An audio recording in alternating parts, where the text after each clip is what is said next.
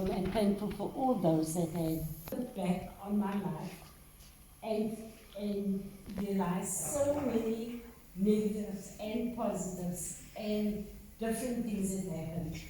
But I realized it was negative or positive, very important to happen, because that is the only way I believe one grow and mature. And if we can't take the two together, I mean really, what have we got to say at the end of our life? What did we learn from it?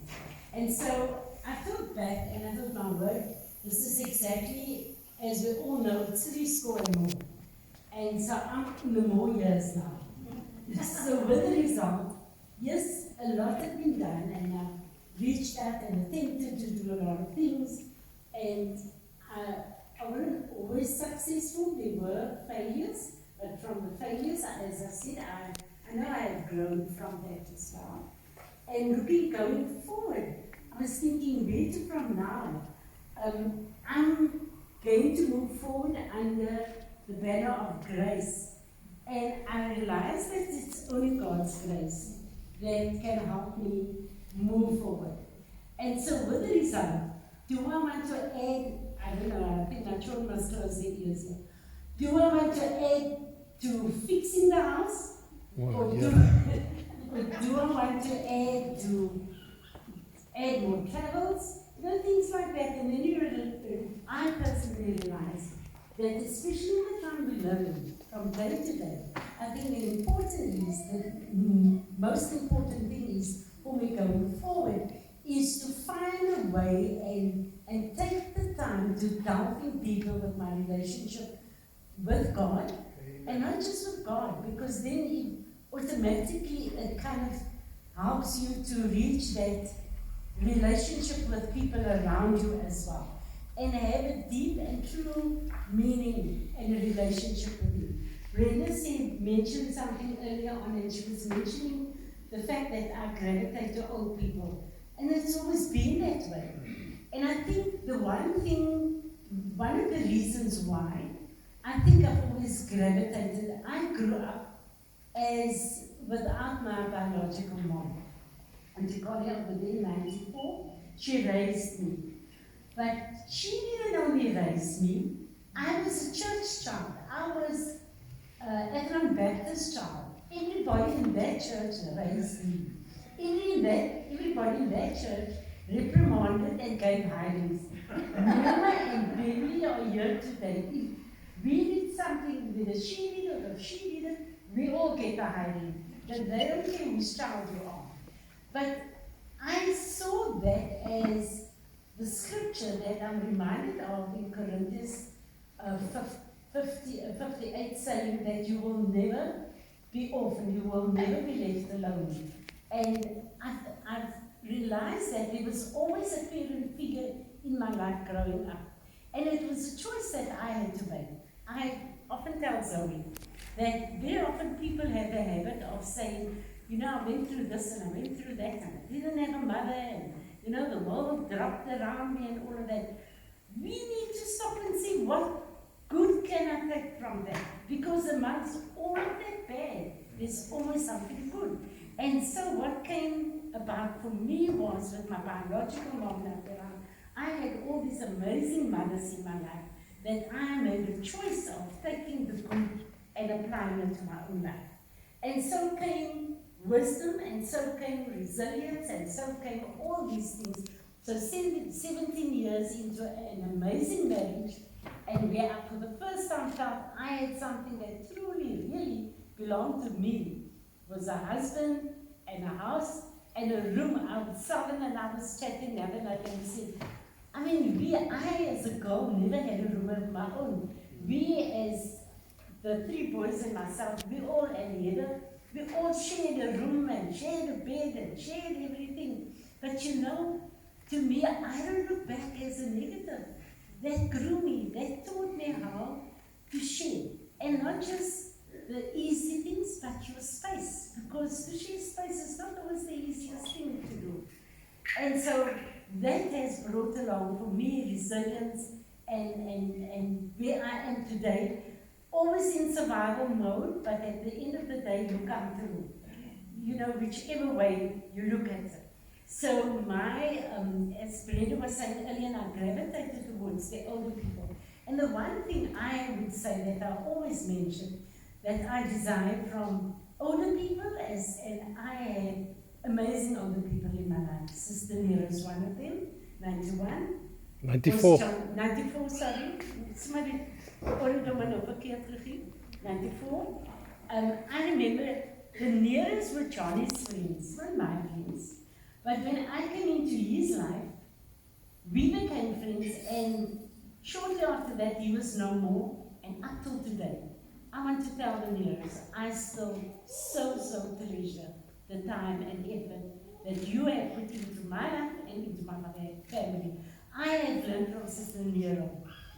They lived in the Ravenswood. They have 5 children, but listen here. They had bed and space and time and food for 50 more. If I can exaggerate, allow me to exaggerate. But I mean, they always just had time and place and food for everybody. And then I look at Agnes de Smith. I mean, she wasn't that young anymore. But how joyfully she took on that Mondays, she and Rita at Joyce's place. That Mondays she used to do the laundry for Joy and I remember how she was telling me how Rita and her would take the time out to do the laundry, but catch up, and not only catch up, to find prayer time in between.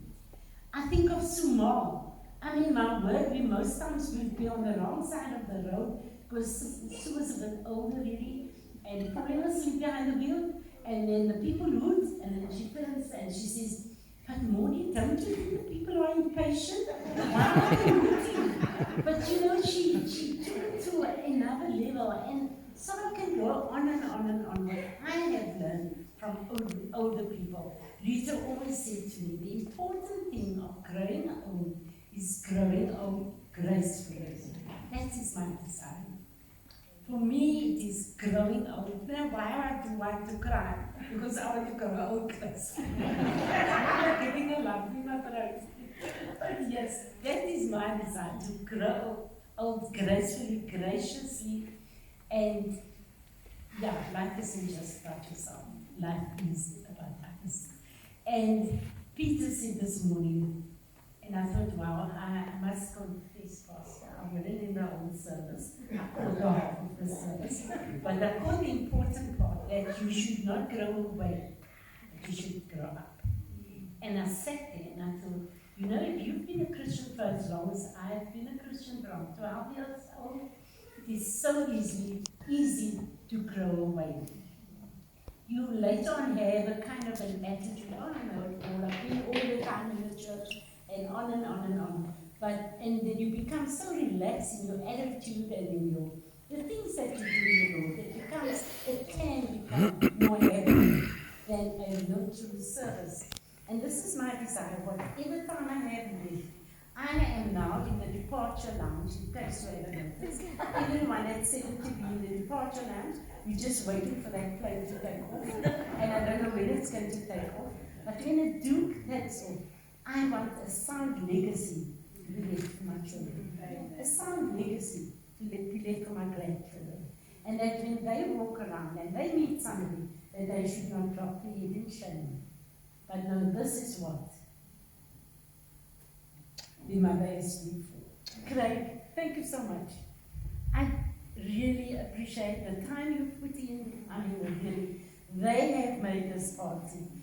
We have a habit of saying that a village raises a child. But listen here, the village sitting here made this party happen. And I would never ever have been able to do it alone. There was Eileen, there was, I can just mention, but by every table, somebody was there who did, who brought, who made. There's even a couple that's not here today and said, can't come, but what can we make? And so thank you for making this happen. Thank you, Craig, for the time and effort you have put in to put things together. I mean, it ambushes you when it comes to certain things, but I suppose I needed that as well. Thank you to Eugene for helping, for caring, for being involved, for who you are. And yes, sometimes I think one has to accept our perception of family is not always the way that it is.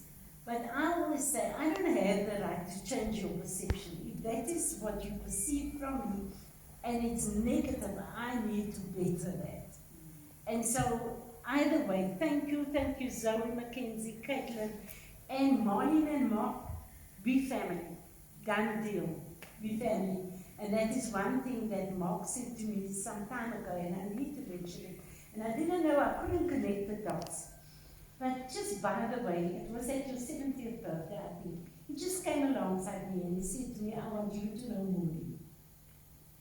Craig, Eugene, Lauren, and you will always be family. Wow. And anytime I can call on you. And I feel that when I come to our house and in your presence, I feel not like whatever. I am your family, and I appreciate that. And so I can go on and thank everybody. My sister-in-laws, I am privileged to have Laura and Letitia, your Charlie's sisters. Thank you for being here. Thank you for your love and your support. And everyone else. What else Craig is going to say enough? You're over 3 minutes. That's 11 minutes, 15 seconds already. Shireen, before I put this mic down, I cannot forget you. She was the go-to person during this party. Thank you for helping. Thank you for all the input, and Alex and the family that just supported in different ways. Pastor Peter, Janine, I enjoy you. I appreciate you and I love you. Thank you. Bye-bye.